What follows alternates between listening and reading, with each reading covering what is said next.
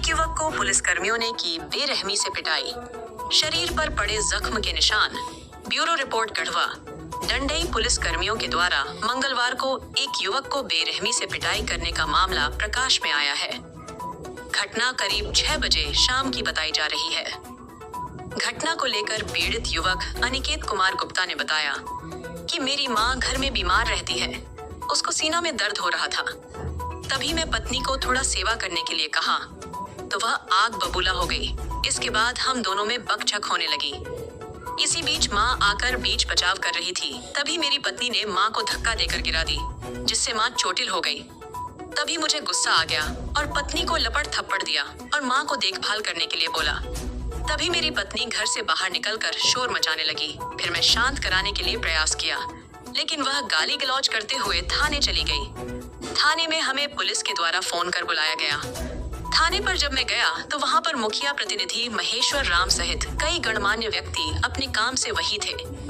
उनके सामने से ही पुलिस ने मुझे घसीटते हुए बर्बरता पूर्वक थाने के अंदर एक रूम में ले गई और कमरे में रस्सी से लटकाकर बेरहमी से पिटाई करने लगी।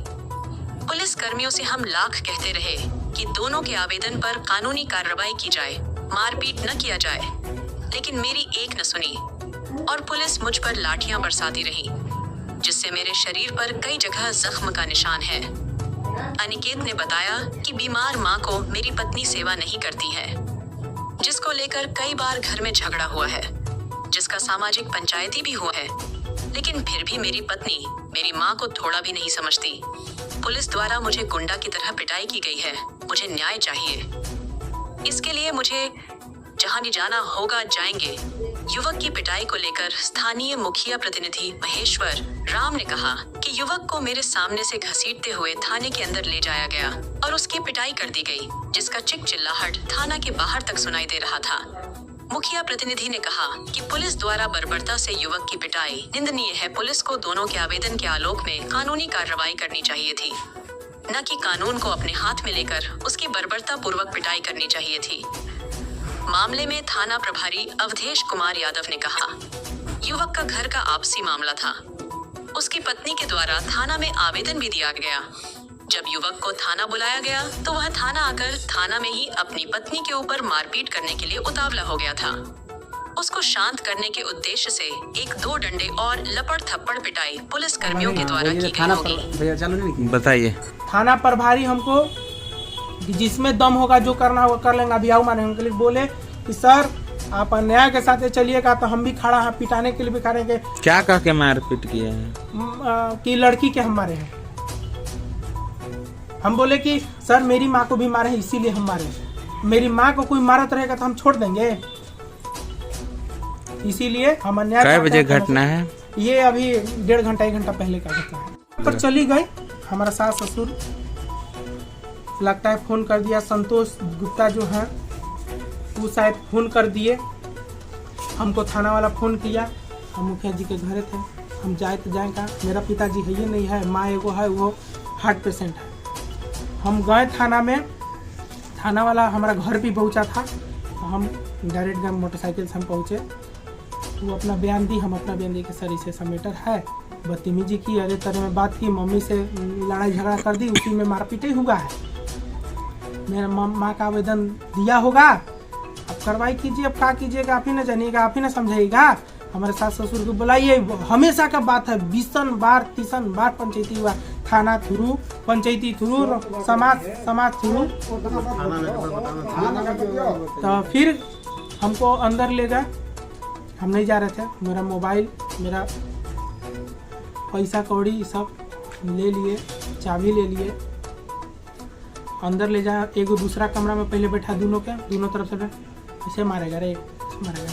तो फिर दूसरा का कमरा में माँ के सामने निकले, दूसरा का कमरा में लेटा के हमको अब मारने लगे थोपी से मारने लगे। फिर वो जो पाइप वाला जो रहता है ना, उससे पहले रस्सी बांधे लटकाए और दे लाठी कहने के तू ऐसे मारेगा। वो मेहरारू ना को समझे सर, मेहरारू समझती, मेरा बात का कहना मानती, पति धर्म मानती, तब ना वो करती।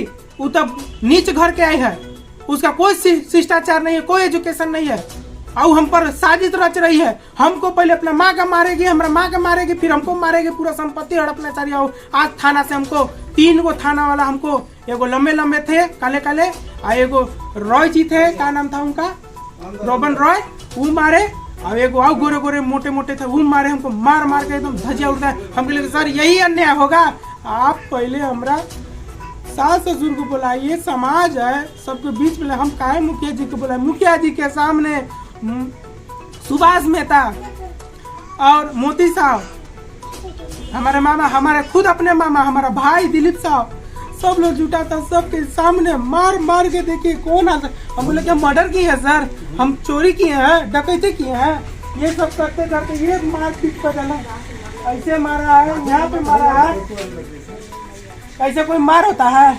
हम के लिए परिवार है, गलत करेगी तो मरिए तो क्या होगा, यही बात है। हम प्रशासन को सही सबक सिखाना चाहते हैं कि ऐसा न दूसरे के साथ हो, अन्याय के साथ दोनों का देख के बातचीत करके तब कुछ उसका अन्याय हल निकाला जाए। ये नहीं कि डायरेक्ट मारा जाए किसी के कायला पर और किसी का घूस देला पर। ये सरासर थाना प्रभारी हमको बोला है, जिसका गांव में औकात होगा, जिसका बाप में होगा।